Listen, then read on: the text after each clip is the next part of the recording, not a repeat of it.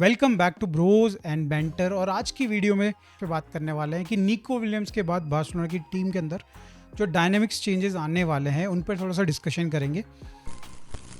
सबसे बड़ी problem right now आपको भी पता है, मुझे भी पता है कि रफीनिया कहाँ खेलेगा।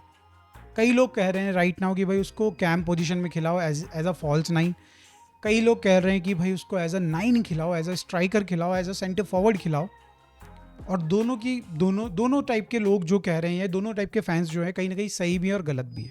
हमने देखो कैम पोजीशन में रफीनिया को खेलते हुए देखा है, हमने स्ट्राइकर यानी कि सेंटर फॉरवर्ड वाली पोजीशन में भी रफीनिया को खेलते हुए देखा है। आपको अगर ध्यान हो तो अभी रिसेंट में रफीनिया ने ब्राज़ील के साथ वही सेम रोल में खेला था।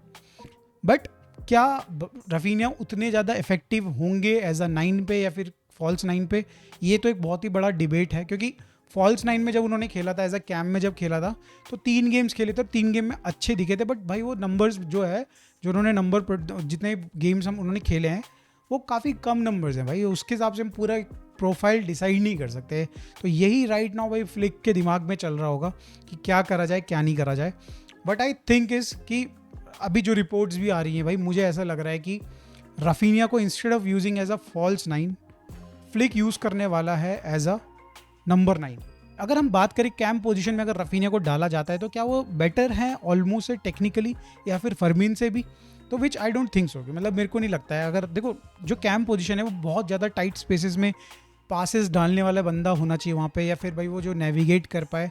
Is Raphinha that kind of guy? I don't think so दोस्तों। मैंने मतलब देखा है उसको खेलते हुए टाइट स्पेसेस में, कई बार बहुत अच्छे अच्छे क्रॉसेस भी, पासेस भी उसने डाले हैं, थ्रू पासेस भी बढ़िया बढ़िया कभी कभी डाले हैं उसने। बट मेजरली भाई हमने देखा है कि वो बॉल को रोक के फिर पीछे पास कर देता है। तो हमें पर्टिकुलरली एक ऐसा बंदा चाहिए जो कि भाई डरे नहीं स्पेसेस में। और भाई वो फरमीन में वो बात है, गावी के अंदर वो बात है, और डेफिनेटली ऑल्मो के अंदर वो बात है।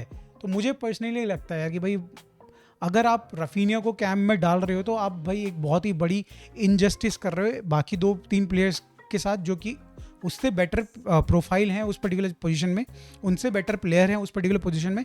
एट द सेम टाइम खुद रफीनिया के साथ भी आप गलत कर रहे हो ना भाई। आप पर्सनली मुझे लगता है कि भाई उसको हमको 9 में खिलाना चाहिए। देखो लेवेंडोव्स्की 37 साल का हो जाएगा, और हमने इस सीज़न में डेफिनेटली सेकेंड हाफ में ये तो समझ लिया है कि भाई उसके रिफ्लेक्शंस, उसके कहीं ना कहीं वो जो पोचर था उसके अंदर का, वो ख़त्म होता जा रहा है धीरे धीरे।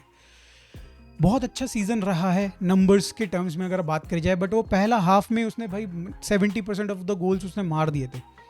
तो कहीं ना कहीं भाई जो नंबर्स हैं वो पूरी स्टोरी नहीं दिखाते हैं। और इसके बावजूद अगर भाई 25-26 सीज़न में लेवेंडोव्स्की आते हैं और भाई गोल्स मार देते हैं, तो मैं खुद भाई तारीफ़ करने वाला हूँ उनकी। मगर दोस्तों ये सीज़न मुझे लगता है कि उतने ज़्यादा चांसेस नहीं मिलने वाले हैं लेवेंडोव्स्की को एज अ 9। मे बी उनको एक गेम में स्टार्ट मिलेगा, फिर अगले गेम में उनको बैठा दिया जाएगा, 70 मिनट में लेके आया जाएगा। और मेजरली यहाँ पे आप देखोगे कि हमारे फरहान या और मुझे लगता है कहीं ना कहीं रफीनिया एज अ 9 खेलेंगे। एक और प्रॉब्लम हो सकती है कि कैम पोजीशन में अगर रफीनिया को डाला जाए तो टू मैनी प्लेयर्स वाला सिचुएशन आ जाएगा कि भाई रफीनिया, ऑल्मो है, फरमीन है, तो आप अपने यंगस्टर्स को चांस ही नहीं दे पाओगे। बीच में कभी गेम खिलाना हो तो उनको चांस ही नहीं दे पाओगे। आपके पास भाई टोनी फर्नांडिस है, भाई गियो फर्नांडिस है, और कहीं ना कहीं आपके डैनी रॉड्रिगेज है। बहुत सारे प्लेयर्स हैं जिनकी सेम प्रोफाइल है भाई, कैम खेलते हैं या राइट विंग पे खेलते हैं। तो आप अगर रफीनिया को वहाँ खिला रहे हो तो ऑब्वियसली छोटे गेम्स में आप बोलोगे कि भाई फरमीन को डाल दिया जाए, स्टार्ट दे दिया जाए, सो दैट वो डेवलप कर ले। तो ये एक बहुत बड़ी मेजर प्रॉब्लम आने वाली है। ऑन द अदर हैंड आप देख रहे हो कि भाई आपके पास 37 ईयर्स का एक बूढ़ा है, एक स्ट्राइकर है जो काफ़ी लिमिटेड होते हुए नज़र आ रहा है, और उसको उसकी जगह पे हम लोग एक प्लेयर को, यंग प्लेयर को, यंग तो नहीं कहूँगा मैं रफीनिया को ऑब्वियसली, बट उसके प्राइम में ज़रूर है वो। तो उसको अगर हम उसको वहाँ डाल के भाई उसका पूरा का पूरा फुल पोटेंशियल निकाल सकते हैं, तो I think we should do it. And why I think कि ये वर्कआउट कर जाएगा, बिकॉज कहीं ना कहीं भाई ये एक रफीनिया जो है ना बंदा, ये जस्ट लाइक भाई आपके Eric Garcia, he is another versatile player. भाई राइट विंग में खेलता था, वहाँ से उठा के भाई लेफ्ट में डाला, लेफ्ट विंग में खेलना स्टार्ट किया, एक सीज़न तक समझा, और भाई उसके बाद उसने पूरा शाइन कर दिया। मतलब आउट स्कोर कर दिया लिटरली भाई, पूरे यूरोप का आउट स्कोर कर दिया। और अगर आप देखें दोस्तों भाई, तो मतलब मुझे लगता है कि वो कर सकता है जिस तरीके से, मतलब उसके गेम्स हमने देखे हैं, वो 9 पोजीशन में खेल सकता है। इसके सिवाय भाई वो जो आपको आउटपुट देगा प्रेसिंग के टर्म्स में, आपको आउटपुट देगा भाई पीछे फॉल बैक करके डिफेंस करने के टर्म्स में, आपके लिए भाई वो बिल्डअप प्ले में भी भाई शामिल हो सकता है। करेंटली अगर आप देखें लेवेंडोस्की भाई उतना ज़्यादा बिल्डअप प्ले में शामिल नहीं हो पा रहे थे, बिकॉज ऑब्वियसली लिमिटेड हो जाता है यार बंदा। अगर वो पीछे से बिल्डअप प्ले में अगर आएगा तो कहाँ से भाई फिर आगे कैसे पहुंचेगा स्ट्राइकर पोजीशन में, या तो फिर वो आगे ही हेल्प कर पाएगा आपको, या तो पीछे ही हेल्प कर पाएगा। तो ये सारी चीज़ें मुझे लगता है कि रफीनिया बेटर करने वाले हैं। प्रेसिंग तो एक ऐसी पॉइंट है जहाँ पे मुझे लगता है कि वो 100% इंप्रूव करने वाले लेवेंडोस्की से, बिकॉज इस सीज़न में आपने देखा कि भाई वो लेवेंडोस्की सीडीएम के साथ चिपक के रहते थे, और जितना वो सीडीएम भागता था थोड़ा मोड़ा उतना ही भाग पाते थे, वो ज़्यादा नहीं भाई एफर्ट डालते थे। ऑन दी अदर एंड भाई रफीनिया और आपके लामिन यमाल दोनों साइड से प्रेसिंग करते थे और थोड़ा बहुत चांसेस बनाने का ट्राई करते थे, बॉल जीतने का ट्राई करते थे। तो इस बार थोड़ी स्टोरी डिफरेंट हो सकती है। अगर आप खिलाते हैं भाई लेफ्ट में वी नीको को, राइट में यमाल को, आगे भाई आप रफीनिया को खिलाते हो, पीछे उसके फर्मीन जैसे प्लेयर को डाल देते हो, तो 4 बंदे भाई उनके चारों के चारों प्लेयर्स पे भाई अटैक कर सकते हैं, जो कि मतलब ऑब्वियसली सेंटर बैक्स हों या फिर फुल बैक्स हों और साथ में गोलकीपर हो। तो मुझे लगता है कि बॉल विन करने की possibility is even higher with Raphinha. और रफीनिया को अगर आप 9 में खिलाते हो ना, तो इससे आप सिर्फ रफीनिया का गेम खराब कर रहे हो, या फिर रफीनिया का ही गेम अफेक्टेड होगा। बट अगर आप उसको कैम में खिला रहे हो ना, तो भाई बहुत सारे प्लेयर्स का गेम अफेक्ट कर जाएगा। आप देखो डैनी ओल्मो और लामिन यमाल की केमिस्ट्री वाज सो गुड, मतलब इन दोनों की अंडरस्टैंडिंग बहुत अच्छी है। जब लामिन यमाल को पता है कि डैनी ओल्मो कब रन बनाएगा बॉक्स में तो मैं बॉल डाल दूंगा, या फिर सिमिलरली भाई वाइस वर्सा अगर आप बात करी जाए लामिन यमाल के केस में डैनी ओल्मो को पता रहता है। Same goes with फर्मीन also. भाई फर्मीन तो भाई खैर बहुत ही वर्सेटाइल प्लेयर है भाई, एक तो राइट में भी खेल सकता है, थोड़ा मिड में भी खेल सकता है, थोड़ा सा मतलब अटैकिंग पोजीशन में भी खेल सकता है, आपके लिए नंबर 9 या फिर फॉल्स 9 भी खेल सकता है। Same goes with Olmo. But मेरे को ये लगता है कि यूटिलिटी बहुत ज़्यादा है फर्मीन की, हम लोग उसको रगड़ के यूज़ कर सकते हैं, which is not the case with the Olmo.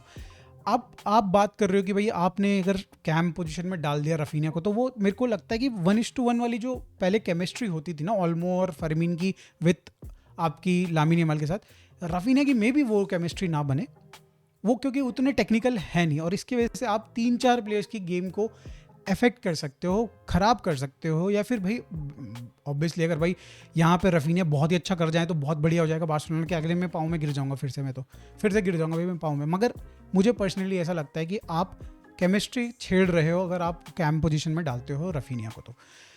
तो दोस्तों मेरे को सिंपल सा पॉइंट मेरा ये है कि भाई किसी का गेम खराब ना हो, और जिसका गेम खराब था लेवेंडोस्की का 6 महीने हमने खराब ही देखा है, उसकी जगह पे उसके एक अच्छी रिप्लेसमेंट रफीनिया बन सकती है।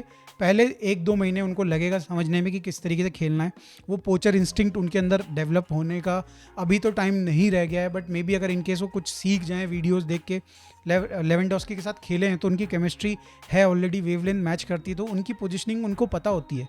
तो शायद से क्या पता भाई, मेरे को लग रहा है कि राइट टाइम पे राइट प्लेस पे रफीनिया आ सकते हैं। कई बार हमने इस सीज़न में देखा है कि रहे हैं वो। तो दोस्तों मेरे हिसाब से तो ये टीम बननी चाहिए जहाँ पे अटैक को रफीनिया को लीड करना चाहिए, और लेवेंडोस्की को अपनी विजडम कहीं ना कहीं उनको देते रहने चाहिए बीच बीच में टाइम में, और हमको भी उनको कभी कभी जब हमें रेस्ट देने का टाइम आता है अपने प्लेयर्स को तब यूज़ कर लेना चाहिए। आप लोगों के हिसाब से भाई रफीनिया की करेक्ट पोजीशन क्या होगी? और ध्यान रखिएगा दोस्तों, रफीनिया अगर स्विच करोगे कहीं ऐसी वैसी जगह पे तो पूरी टीम की केमिस्ट्री हिल सकती है। तो ज़रूर सोच के ज़रूर बताइएगा कमेंट में। बट तब तक के लिए दोस्तों bye for now, thanks for watching, subscribe कर देना। मिलते हैं दोस्तों नेक्स्ट वीडियो में, बाय बाय।